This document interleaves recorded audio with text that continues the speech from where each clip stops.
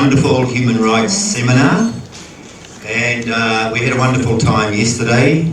We were actually talking about filing in the UN, Indigenous representation, and I'd just like to put in a plug for everyone taking on a role. You can be an advocate, you can be a listener to someone, you can be a buddy supporter. So you can see me later on. I've already had 2 ladies volunteer.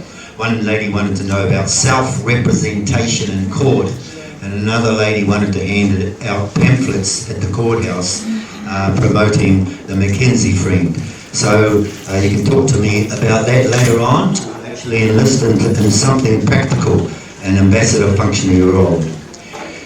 Okay, I would like to kia ora te whānau on behalf of the mana whenua. I would like to give our personal friend here and humanitarian lawyer a personal welcome to Aotearoa. Marius Reikeras, we welcome you as the mana whenua to Aotearoa. I'll invite Diane up now too. Kia ora everybody. Since you've already done the karakia for us, I'll do a little Waitangi, which is also a karakia as well. He honore, he kororia, mai ngaro ki te whenua, whakaro, paie, ki ngā tangata katoa, ake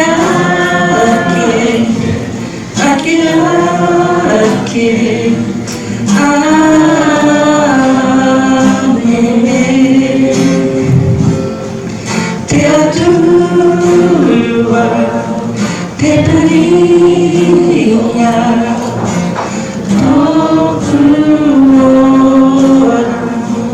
so just to give you a brief of what that song was about, it's about bringing peace on everyone today, so that we're all, just going to listen and we're going to learn, and it's all going to come from here. So really, kia tautau rangi Marius, that's like peace be with everybody here today, and thank you for coming and nice to meet you all. Thank you.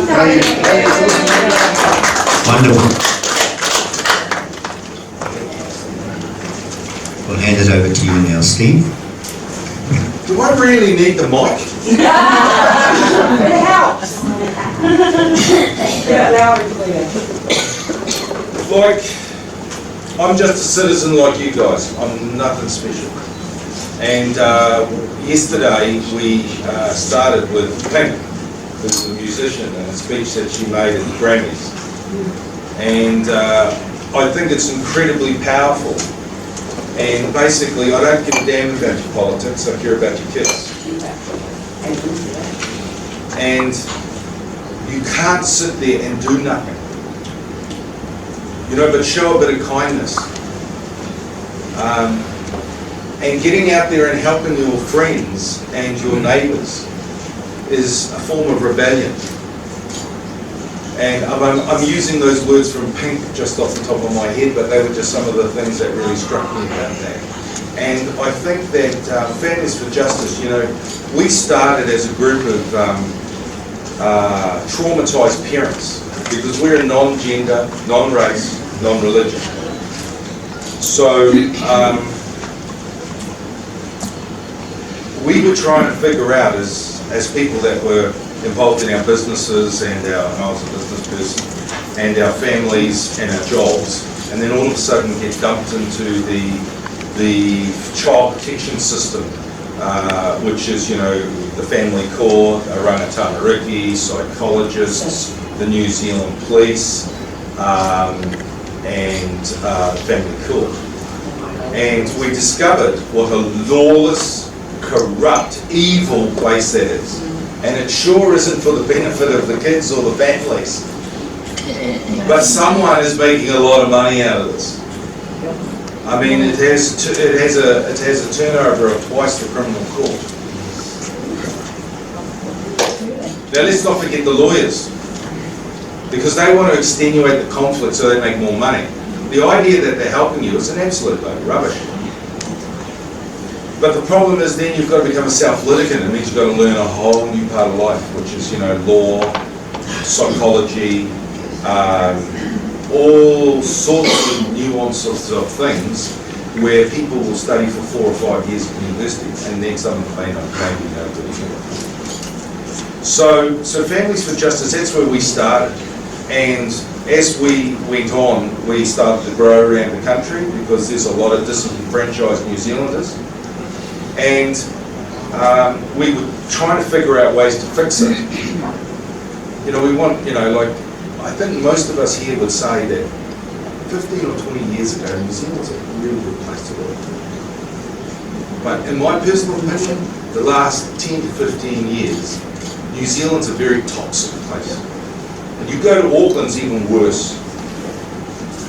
It's a very toxic country.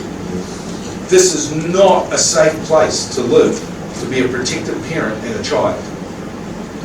And the reports are coming out.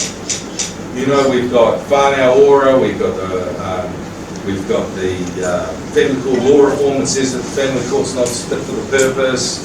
We've got Andrew Little saying that our justice system is broken. We've got whānau ora report says they don't listen to us, they ignore us, and they still go and do nasty, terrible things. We've got the complaint to the United Nations of torture and abuse by electrification on children's genitals in the United Nations. Come on, man, who's been covering all this shit up? It's been our government. Goes back to Helen Clark. And then it goes on to Johnny Roger. He did it for 10 years too. And we've had enough. Our politicians have let us down badly. We don't have democracy in this country anymore. We had promises from these politicians for 3 months that they'll do this and they'll do this and they'll do this, and they won't sign the TPPA. And they get in, and what do? They bloody sign the thing. We have no integrity in our leadership in this country. And then for the next 3 years they dictate to us and abuse us. It's disgusting. And the bureaucrats are getting Crown law to protect them all day by saying that they will not be able to be convicted. Bullshit! We're all equal before the law. That's right. And the problem is we weren't smart enough back then to know how to fight these people. Mental health is an abuse in this country.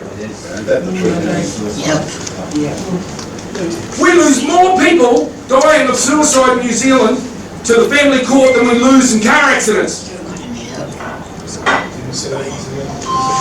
We lose more people to suicide from the family court and the child protection system than we do in car accidents.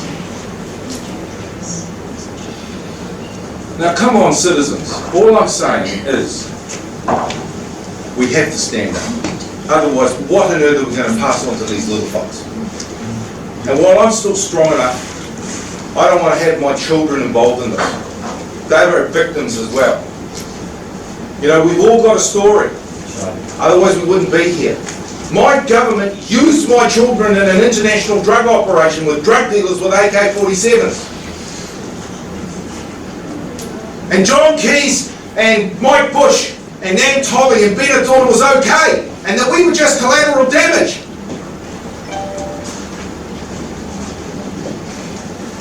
We have to work together.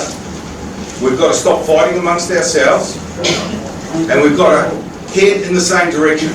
We are not going to get justice in New Zealand. The judicial elite run this country with the bureaucracy, and the rule of law has been undermined. Sir John McGrath, Supreme Court judge, in his valedictory speech in 2015 said that before he died. Now, if the Supreme Court judge is going to go out and say that, that's a pretty big thing.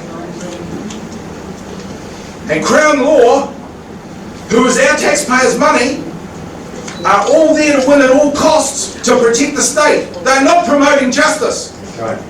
And if you think the Law Society is there to promote justice, you're dreaming. They're there to make money for the lawyers. They weren't interested. I don't know all the solutions, but I do know this. We will not get justice in this country unless we get all of our people behind us. It doesn't matter whether it's red, blue, black. Those buggers are just as bad as each other. It needs to be a Trump coming in here and cleaning out the swamp. He's not doing a very good job though. I think we could do better. The wall fell over, that was quite funny. The wall was coming to fall over and go over in the wind. I think we don't have a wall. However, we have methamphetamine pouring into this country, causing huge damage. Domestic violence is out of control. It's because of methamphetamine. And alcohol. Yes. Well, there's lots of things, but you know, methamphetamine definitely changed the bucket. And our politicians are not doing rubbish about solving these problems. They want it. And child youth and family, where it all started for me, are just the most lying, lawless, corrupt idiots I've ever met. And I'm not saying that some people shouldn't have their children. I'm not saying that. I'm saying that, yes, for reasons of methamphetamine, domestic violence, or mental health, maybe it's not the safest place for your kids. But all the studies that I've seen show that if children are disconnected from their biological parents, they suffer. Right. And then they go on to join the gangs, and then they go on to prison, and 86% of our people in prisons in New Zealand have been, guess where? Through the New Zealand Child Protection System. Ain't that the truth? Yep. And what a failure is that in our society? Yeah.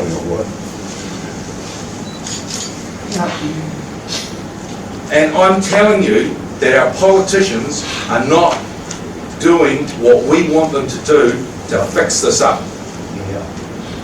This election that we've got coming up, and I'm not a political guy, sorry, but I'm angry, is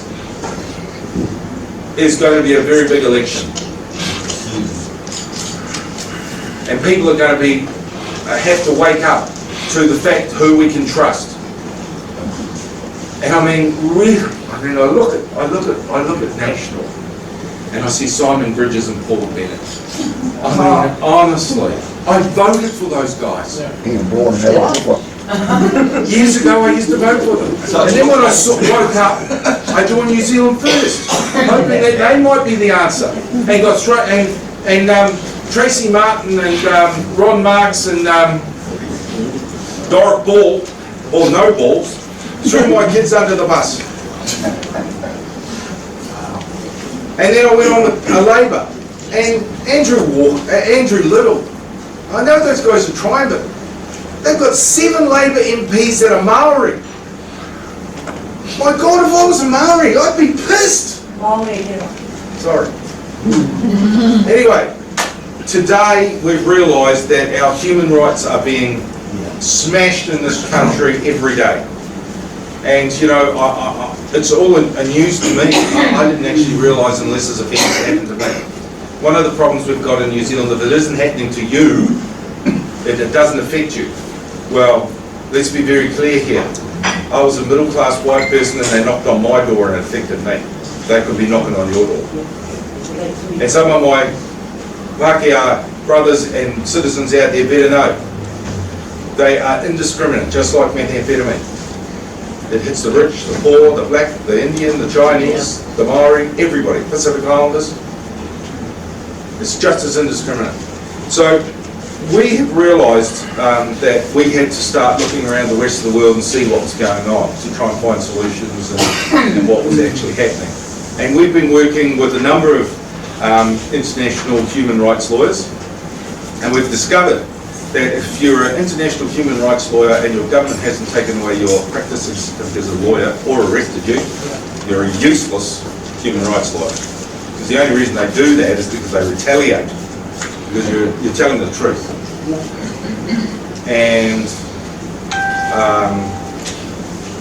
I'd like to invite Marius, who's come all the way from Norway, to give you guys a bit of an idea of what's going on around the rest of the world. because the one thing you can always do in history is look at the history of somewhere else, see how it develops, hopefully find better solutions.